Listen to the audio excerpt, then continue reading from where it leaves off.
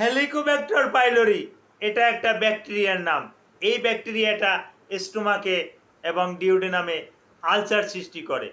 Ulcer সৃষ্টি করলে এখান থেকে বড় ধরনের কোনো সমস্যা হতে পারে। তার ভিতরে মেলেনা, পারফোরেশন এবং কার্সিনোমা, ক্যান্সারের মতন দুরারোগ্য ব্যাধিও কিন্তু এই হেলিকোব্যাক্টার পাইলোরি আপনার ইন্টেস্টাইনে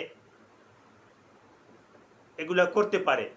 তো কাজেই যদি কারো হেলিকোব্যাক্টার পাইলোরি পজিটিভ হয়, যত দ্রুত সম্ভব ডক্টরের কাছে যাবেন। ডক্টর আপনাকে ট্রিপল থেরাপির একটা অ্যান্টিবায়োটিক দিয়ে দেবে।